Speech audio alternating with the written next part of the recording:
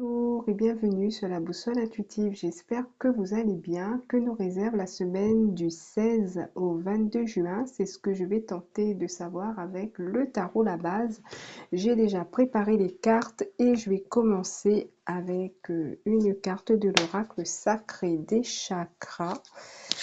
Alors, pour notre premier message, notre premier conseil, le problème avec ce jeu, c'est que ça tombe par paquet. Alors, je pense que je vais faire une coupe et je vais prendre la carte du milieu. Voilà. Voilà.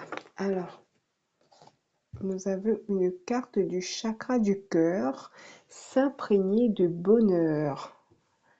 Waouh! Bon, alors, je vais lire le texte. 23. Alors, vos guides vous annoncent un bel événement à venir. Celui-ci vous mettra en joie et vous comblera de bonheur. Prenez le temps de vous imprégner de ces hautes et belles vibrations de bonheur afin de les réactiver ensuite le plus souvent possible dans votre vie. Voyez cette carte comme étant la plus positive du jeu. Si vous avez des interrogations concernant l'évolution d'une situation ou d'un projet, celui-ci sera favorable et positif. Prenez note des moments de bonheur que vous vivez au quotidien pour vous les remémorer régulièrement. Donc voilà une bonne nouvelle. Donc la semaine prochaine, nous aurons des moments qui vont nous remplir de bonheur. Donc on va voir si ça ressort dans notre tirage. Alors on va prendre la carte du milieu. Et nous avons la 6 de coupe. Alors la 6 de coupe, ici nous avons un couple qui est sur une photo. Donc peut-être qu'il y a une rencontre à la clé. Mais la 6 de coupe, c'est la carte du passé, c'est la carte du retour de quelqu'un de notre passé. Donc peut-être que nous allons revoir une personne de notre passé. Cela va peut-être nous transporter de joie si nous nous sommes perdus de vue, par exemple. Cela peut concerner un ami, une connaissance, un amoureux. Voilà, en tout cas, c'est la carte qui va nous parler du retour d'une personne dans notre vie. Alors évidemment, ça ne va pas parler à tout le monde, donc on verra bien cette semaine si ça vous parle, si c'est arrivé. N'hésitez pas en tout cas à me faire un petit retour. On va regarder les cartes qui sont autour de la 6 de coupe. Alors à gauche, nous avons le cavalier de bâton. Donc effectivement, nous avons un personnage ici, quelqu'un qui est très sûr de lui, quelqu'un qui, comment dire ça, qui ne laisse pas indifférent. C'est quelqu'un avec un certain charisme. C'est quelqu'un avec une forte personnalité. Donc ça peut être, voilà, ça peut nous parler dans ce sens-là. C'est quelqu'un qui peut, moi ce qu'on me dit ici, qui peut disparaître comme il peut apparaître. Voilà, il peut revenir, repartir. Voilà, c'est quelqu'un comme ça. C'est quelqu'un qui ne s'attache pas forcément, mais qui peut refaire surface pour des raisons ou pour une autre. En tout cas, c'est quelqu'un avec un tempérament, moi ce que je ressens ici, avec un tempérament assez fort et qui ne laisse personne indifférent de par son physique ou de par sa mentalité, etc. Alors, on va regarder ce que nous avons à droite. Nous avons l'ermite. Alors, c'est comme s'il vient un petit peu bousculer notre quotidien, notre tranquillité. On est tranquille chez nous, on est en train de relire un bouquin, regarder une série, voilà. Et c'est comme si tout d'un coup notre téléphone va se mettre à sonner et nous recevons un appel, un message de cette personne qui nous dit qu'il est dans le coin, par exemple, hein, et qu'il aimerait bien nous rendre une petite visite. Donc il va venir bousculer notre quotidien. On n'est pas forcément prêt à, à revoir cette personne. Voilà. Alors, qu'est-ce que nous avons au-dessus du 6 de coupe? Nous avons le 9 de denier. Alors, le 9 de denier, ça va nous parler d'une situation financière qui est stable, hein. Voilà, donc, ou alors c'est aussi un signe de richesse. Alors, peut-être que cette personne va arriver et tout de suite, il va attirer l'attention parce que bah, il sera peut-être habillé à la dernière mode, il aura la dernière voiture, je ne sais pas. En tout cas, c'est comme si il vient, il va, il va nous surprendre par le fait qu'il a peut-être réussi dans sa vie professionnelle, dans sa vie financière, et qu'il s'était dit ben, qu'il serait bien d'aller voir ses amis, de partager un petit peu ses moments avec lui, de passer, je ne sais pas, il peut peut-être nous inviter, je ne sais pas, je dis n'importe quoi, à aller boire un verre au restaurant, voilà, nous offrir des cadeaux, je ne sais pas. En tout cas, c'est quelqu'un euh, qui, qui pourrait, alors j'allais dire qu'il a le cœur sur la main, mais c'est comme si en même temps il veut nous prouver quelque chose. Alors je laisse comme ça va pas parler à tout le monde bien évidemment. On va regarder ce que nous avons en dessous. Nous avons l'as d'épée. Alors l'as d'épée, moi je dirais la première réaction, c'est qu'on pourrait être sur nos gardes avec cet as d'épée. C'est comme si on se dit, oh là, qu'est-ce qui se passe? Comment ça se fait que pendant une certaine période, je n'avais pas entendu parler de cette personne et là, tout d'un coup, il redébarque, il ou elle, hein, ça peut être une femme également, il ou elle redébarque. Euh, Au fond, oui, je suis contente, ça me fait plaisir de le revoir, mais en même temps, qu'est-ce qui se cache derrière? Donc, on va commencer à cogiter, on va commencer à se poser des questions, se demander qu'est-ce qu'il y a derrière tout ça, quoi, hein. Voilà. Alors, qu'est-ce que nous avons autour du 9 de denier? Alors, nous avons un autre personnage qui peut être le même d'ailleurs, hein, le valet de bâton, parce que nous sommes encore dans les bâtons et il y a encore cette énergie de regarder qui voilà, c'est moi. Est-ce que tu veux venir avec moi faire la fête? Voilà.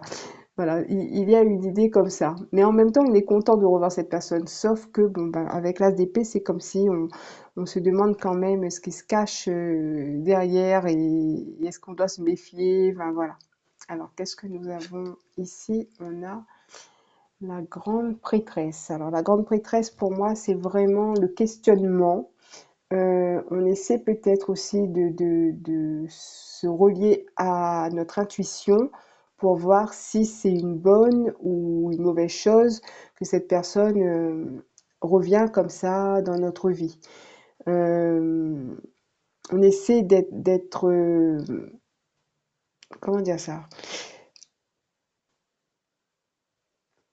C'est comme si soit on hésite, soit on se dit, bon, ok, on y va, on verra bien. Voilà.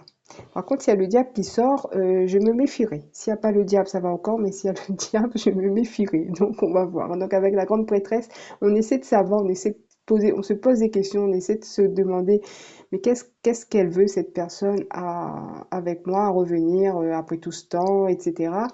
Qu'est-ce que je ressens au fond de moi par rapport à ça? Est-ce que je ressens quelque chose de positif? Est-ce qu'il vaut mieux m'en méfier? Bon, ou alors on se dit, allez, on y va et puis on verra bien. On va voir avec l'as d'épée.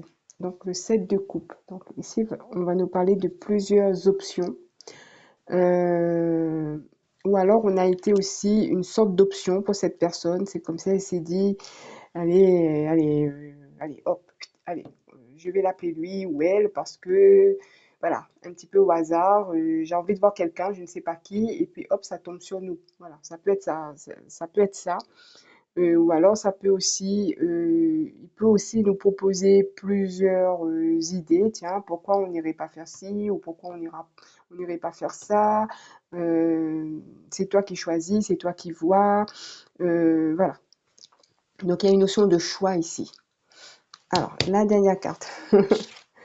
Bon, ça va, c'est le roi de bâton. Alors, on est dans les bâtons, hein, c'est pas le diable, ouf, mais c'est le roi de bâton. Et le roi de bâton, il est tout feu, tout flamme, il a tout plein d'idées, et il a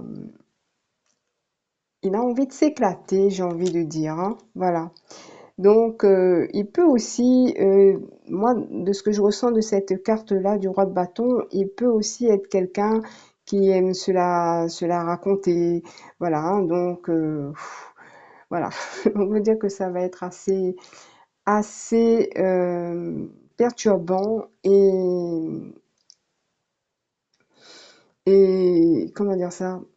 Ça va être assez perturbant du fait que cette personne revienne comme ça pourrait être aussi assez épuisant, je dirais, sur le plan énergétique.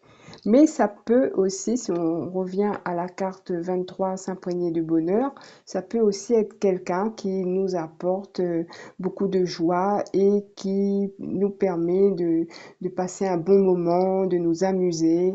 Et ça peut être sympa, quoi. Voilà. Alors, on va voir si le divinum va dans le sens du tirage ou s'il nous donne une information supplémentaire. Alors, on va voir le divinum sur ce tirage. Alors là, on a une femme. Alors, possible que ce soit une femme, hein. Ça, c'est la femme.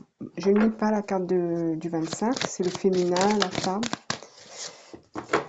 Je vais prendre une autre carte, on va voir. On a la 57.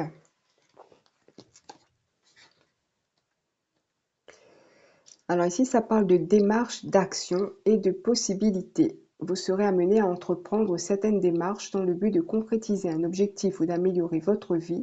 L'univers vous encourage à réaliser les actions nécessaires pour obtenir ce que vous souhaitez. L'action est primordiale pour que vous puissiez obtenir des résultats et attendre trop longtemps sans agir pourrait vous porter préjudice. Ces actions vous amèneront une multitude de possibilités qui vous permettront d'évoluer concrètement.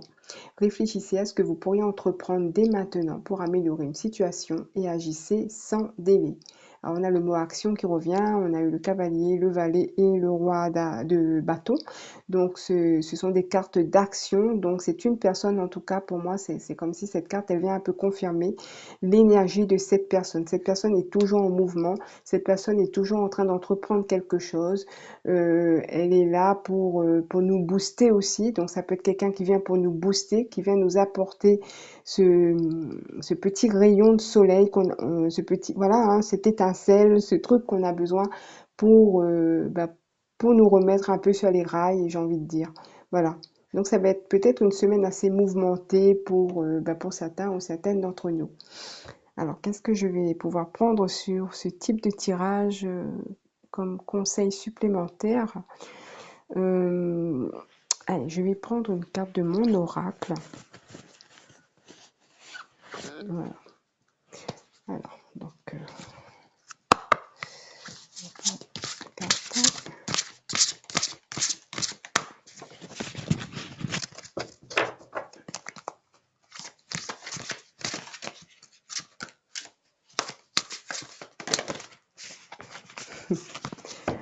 Alors, on a la carte du Peace and Love.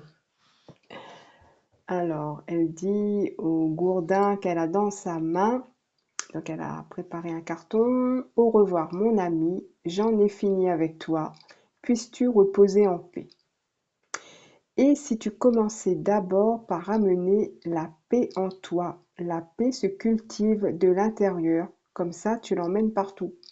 Comment y parvenir? En effectuant l'inverse de ce que tu fais là, maintenant.